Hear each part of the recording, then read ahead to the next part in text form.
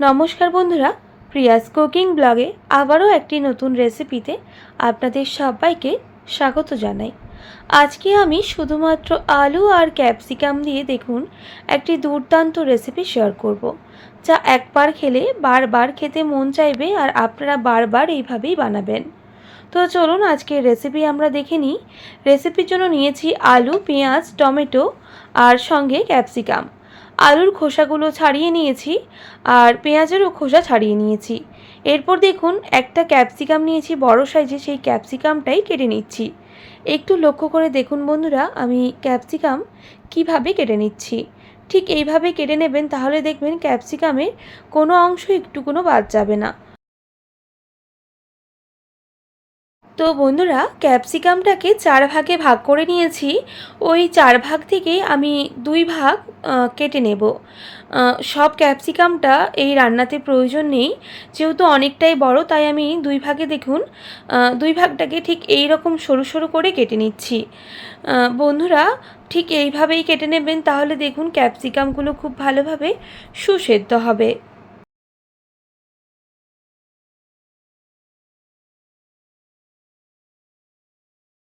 ক্যাপসিকামটা কেটে নিয়েছি।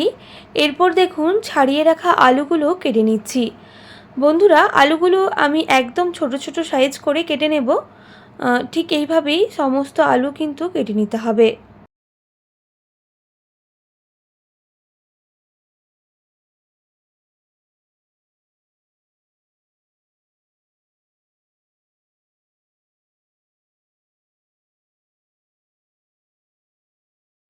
আলুগুলো কেটে নিয়েছি, এটা পাত্রের মধ্যে তুলে রাখবো। এরপর দেখুন ছাড়িয়ে রাখা পেঁয়াজগুলো আমি দেখুন কেটে নিচ্ছি। যেহেতু একটু মিডিয়াম সাইজের পেঁয়াজ নিয়েছি, পেঁয়াজগুলোকে 3 ভাগে প্রথমে ভাগ করে নিচ্ছি। আমি তবে পেঁয়াজটা 2 রকমভাবে কাটবো। দেখুন একরকমভাবে কাটা হয়ে গেছে, আরেকভাবে কেটে নিচ্ছি। একদম ছোট ছোট করে কুচিয়ে নিতে হবে।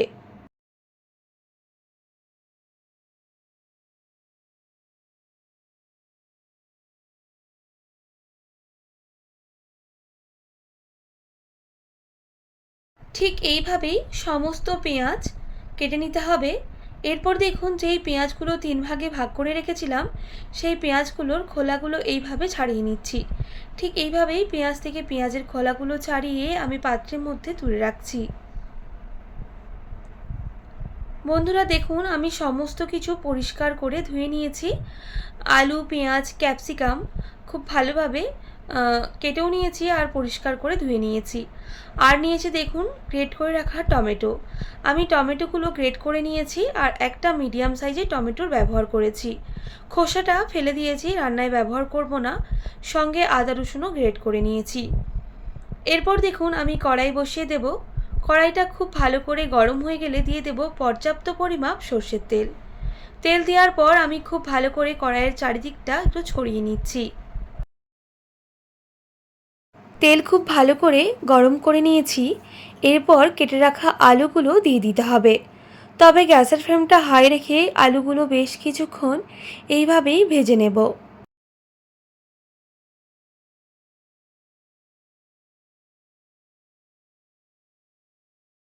বেশ কিছুক্ষণ সময় নিয়ে আলুগুলো খুব ভালো করে ভেজে নিয়েছি।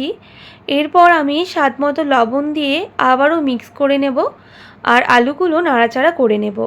যেহেতু এতক্ষণ গ্যাসের ফ্লেমটা হাই রেখে আলুগুলো ভেজে নিয়েছিলাম, এবার মিডিয়ামে করে ঢেকে দেব প্রায় 2 মিনিট মতো। তাতে আলুগুলো খুব ভালোভাবে সুসেদ্ধ হয়ে যাবে। ওইদিকে ঢাকনা দিয়ে আলুটা সুসেদ্ধ হতে থাক আর ভাজা হতে থাক। আর এদিকে কিছু গোটা মশলা ভেজে নেব। তার জন্য ফ্রাইং প্যান বসিয়ে দিয়েছি। দিয়ে দেব 1/2 টেবিল চামচ গোটা জিরা, সামান্য দারুচিনি আর 2টো এলাচ। গ্যাসের ফ্লেমটা মিডিয়ামে রেখেই আমি গোটা মশলাগুলো খুব ভালো করে ভেজে নেব।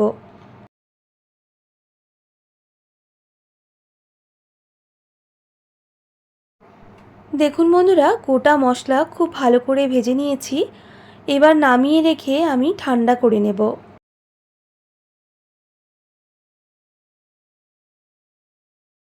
দেখুন বন্ধুরা, ওইদিকে গোটা মশলাগুলো ভাজা হয়ে গেছে আর আলুগুলো কিন্তু বেশ অনেকটাই ভাজা হয়ে এসেছে। এবার গ্যাসের ফ্লেমটা হাই করে দিয়ে আরও বেশ কিছুক্ষণ ভেজে নিলে আলুগুলো একটু লাল হয়ে আসবে।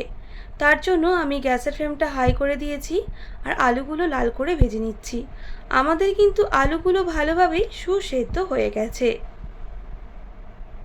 দেখুন, এবার তেল ছড়িয়ে আলুগুলোকে নামিয়ে নিতে হবে।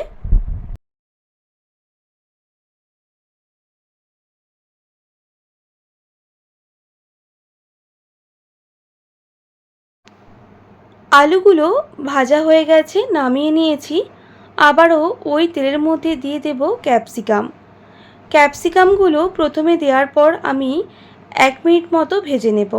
তবে গ্যাসের ফ্লেমটা মিডিয়ামে রেখে ক্যাপসিকামগুলো প্রথমে একটু ভেজে নিচ্ছি।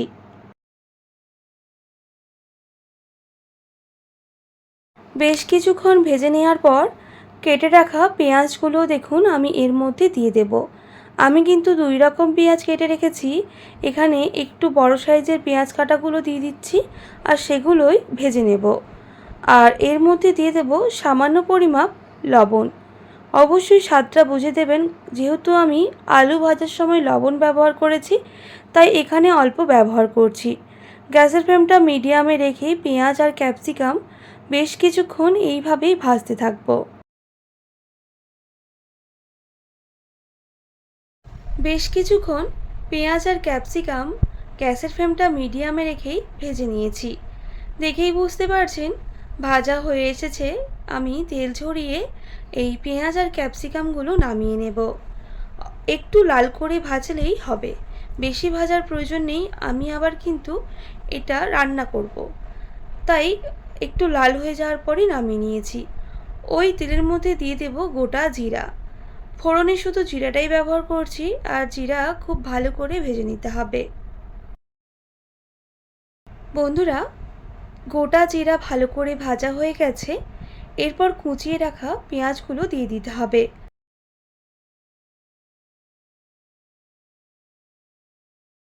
এরপর পেঁয়াজগুলো বেশ লাল করে ভেজে নেব, তবে গ্যাসের ফ্লেমটা মিডিয়ামে রেখে। দেখুন বন্ধুরা, আমি বেশ কিছুক্ষণ পেঁয়াজগুলো ভেজে নিয়েছি। পেঁয়াজগুলো বেশ লাল হয়ে এসেছে। এরপর দিয়ে দেব গ্রেট করে রাখা রসুন।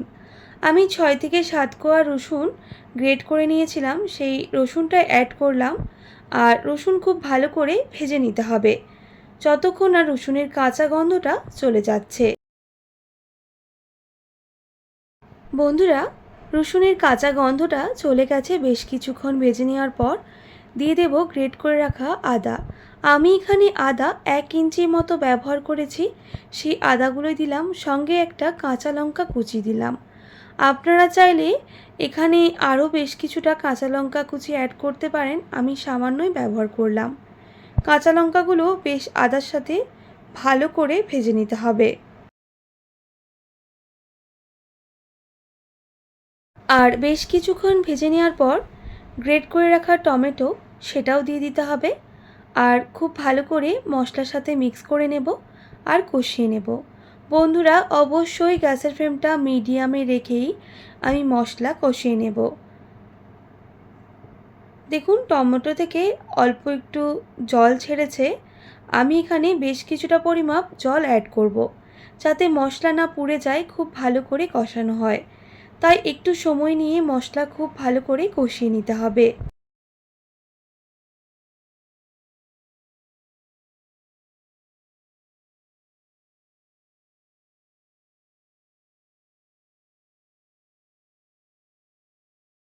বেশ কিছুক্ষণ মশলা আমি কষিয়ে নিয়েছি। মশলা থেকে যে এক্সট্রা জল ছিল সেটা শুকনো হয়ে গেছে। এবার বেশ কিছু গুঁড়ো মশলা অ্যাড করব, তাই গ্যাসের ফ্লেমটা মিডিয়ামে করেই প্রথমেই দিয়ে দিলাম স্বাদ মতো লবণ। লবণটা অবশ্যই ব্যালেন্স করে দেবেন। দিয়ে দিলাম সামান্য হলুদের গুঁড়ো, সামান্য ঝাল লঙ্কার গুঁড়ো। অবশ্যই ঝালটা কম বেশি করে নেবেন। আর সামান্য একটু জল দিয়ে মশলা খুব ভালো করে কষিয়ে নেব, তবে গ্যাসের ফ্লেমটা অবশ্যই লো টু মিডিয়ামে রেখে।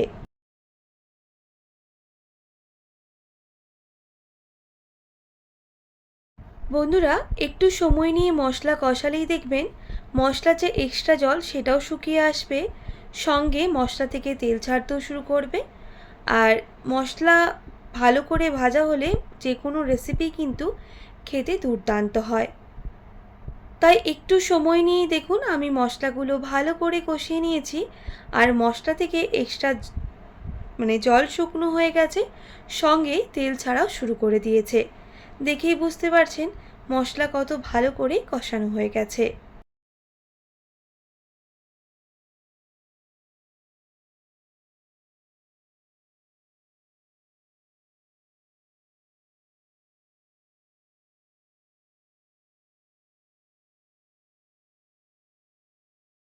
যেহেতু মশলা কষানো হয়ে গেছে আর মশলা থেকে তেল ছাড়াও শুরু করে দিয়েছে, এই সময় ভেজে রাখা আলু, পেঁয়াজ, ক্যাপসিকাম একসাথে দিয়ে দিতে হবে। আর মশলার সাথে ওই আলু, পেঁয়াজ আর ক্যাপসিকাম আমি মিক্স করে নেব।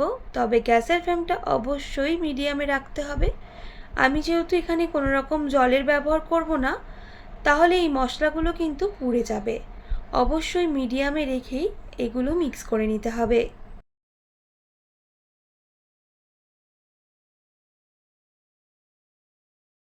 যেহেতু আমি এখানে কোনো রকম জলের ব্যবহার করছি না, সেক্ষেত্রে গ্যাসের ফ্লেমটা মিডিয়ামে রেখে রান্না করে নেব। আমি এখানে ঢেকে দিচ্ছি প্রায় 1 মিনিট মতো, যাতে মশলার সাথে সব কিছু ভালোভাবে মিক্স হয়ে যায়। এরপর দেখুন 1 মিনিট পর ঢাকনাটা সরিয়ে নেব, আর নাড়াচাড়া করে নিতে হবে যাতে তলায় না চিটিয়ে যায়। দেখুন বন্ধুরা কতটা সুন্দরভাবে আলু আর ক্যাপসিকামের রেসিপি খুব চটজলদি তৈরি হয়ে যায়।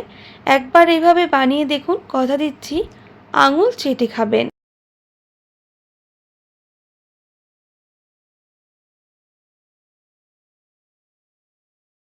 এইভাবেই বেশ কিছুক্ষণ রান্না করে নিয়েছি। যেই গোটা মশলাগুলো ভেজে রেখেছিলাম সেগুলো গুঁড়িয়ে নিয়েছি, আর দেখুন অ্যাড করে দিচ্ছি। আমি সবটা অ্যাড করছি না, আমি এখানে হাফ টেবিল চামচের মতো ব্যবহার করেছি। আবারও ভালো করে মিক্স করে নেব, আর বেশ কিছুক্ষণ এইভাবেই রান্না করে নেব।